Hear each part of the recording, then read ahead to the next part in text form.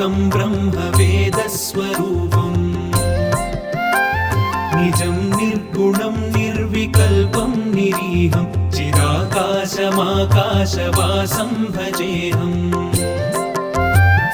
निराकारमोङ्कारमूलं तुरीयं गिराज्ञानगोतीतमीशं गिरीशम् कराळं महाकालकालं कृपाळुं गुणागार संसारसारं नतोऽहम्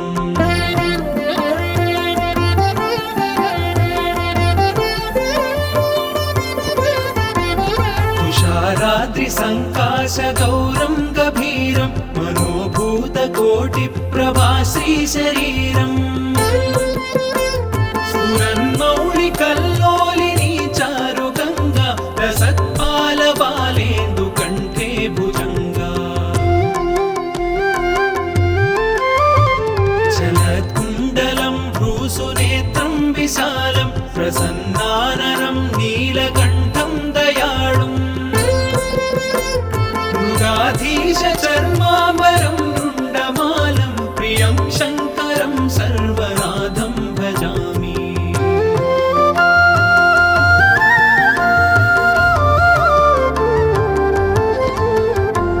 प्रचण्डं प्रकृष्टं प्रगल्भं परेशम् अखण्डं अजं भानुकोटिप्रकाशम्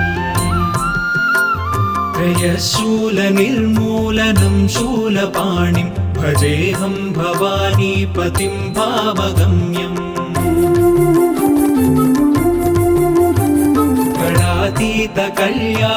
गणातीतकल्याणकल्पान्तकारी सदा सज्जनानन्ददाता पुरारी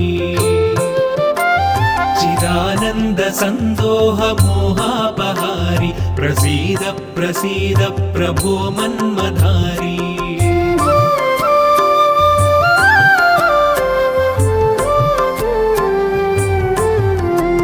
न यावत् पुमानाथपादारविन्दं भजन्तीह लोके परे वानराणाम् न तावत् सुखं शान्तिसन्तापनाशं प्रसीद प्रभो सर्वभूताधिवासम्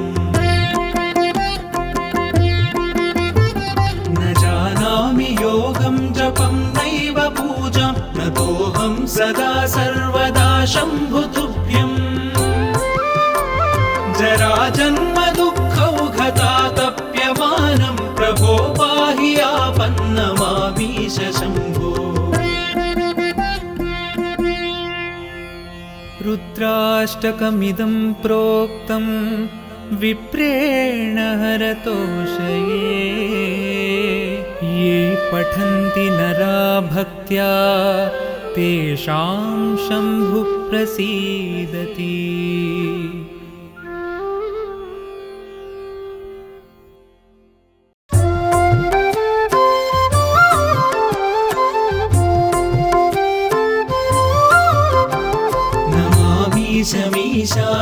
ईशाननिर्वाणरूपं विभुं व्यापकं ब्रह्मवेदस्वरूपम्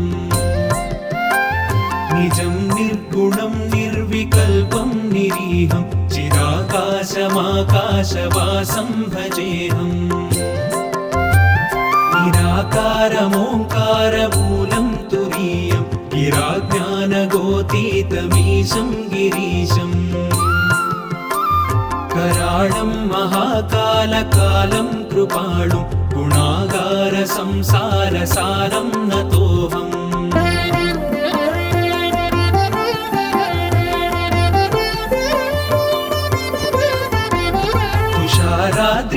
तुषाराद्रिसङ्काशगौरं गभीरं मनोभूतकोटिप्रभाश्रीशरीरम् स्फुरन्मौलिकल्लोलिनी चारुगङ्गा रसत्पालबालेन्दुकण्ठे भुजङ्गा चलत्कुण्डलं भ्रूसुनेत्रं विशालं प्रसन्नाननं नीलकण्ठं दयाळुम् मृगाधीशचर्माम्बरं रुण्डमालं प्रियं शङ्करं सर्वनाथं भजामि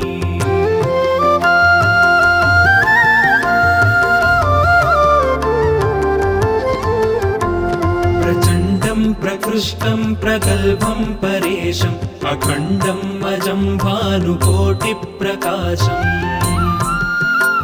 त्रयशूलनिर्मूलनं शूलपाणिं भजेऽहं भवानीपतिं भावगम्यम्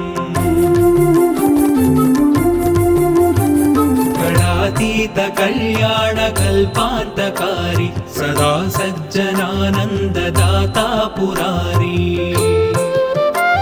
चिदानन्दसन्दोह मोहापहारी प्रसीद प्रसीद प्रभो मन्मधारी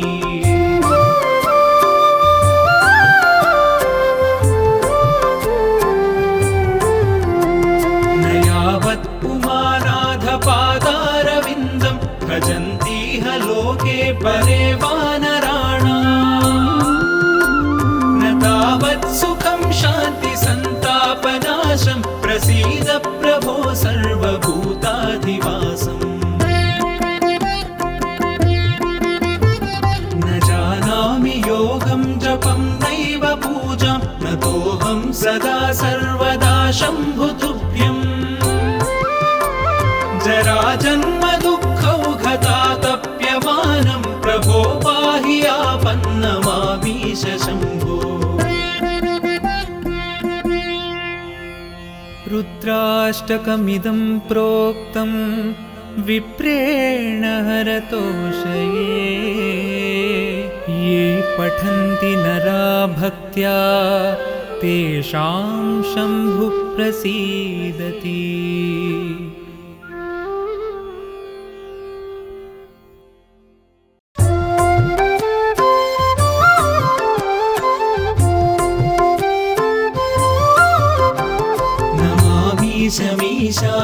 मीशाननिर्वाणरूपं विभुं व्यापकं ब्रह्मवेदस्वरूपम् निजं निर्गुणं निर्विकल्पं निरीहं चिदाकाशमाकाशवासं भजेऽहम् निराकारमोङ्कारमूलं तुरीयं गिराज्ञानगोतीतमीशं गिरीशम् कराळं महाकालकालं कृपाणुं गुणागारसंसारसारं नतोऽहम्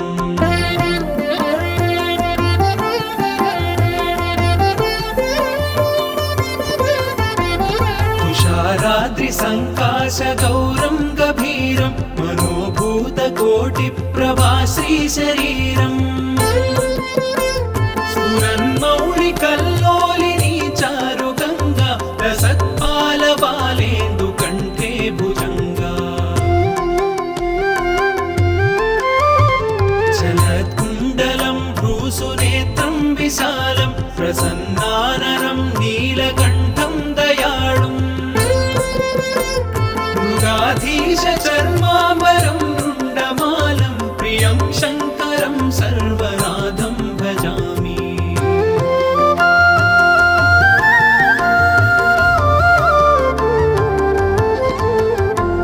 प्रचण्डं प्रकृष्टं प्रगल्भं परेशम् अखण्डम् अजं भानुकोटिप्रकाशम् त्रयशूलनिर्मूलनं शूलपाणिं भजेऽहं भवानीपतिं भावगम्यम्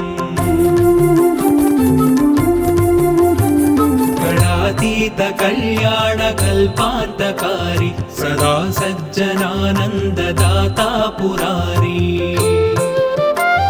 चिदानन्दसन्दोह मोहापहारी प्रसीद प्रसीद प्रभो मन्मधारी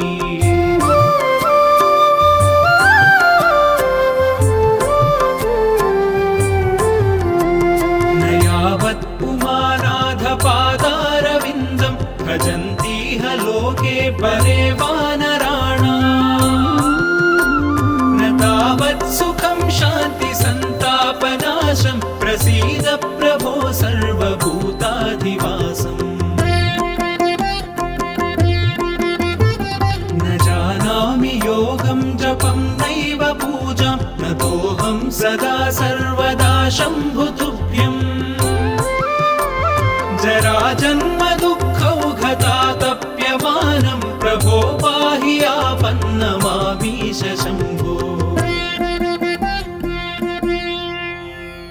रुद्राष्टकमिदं प्रोक्तं विप्रेण हरतोषये ये पठन्ति नरा भक्त्या तेषां शम्भुः प्रसीदति।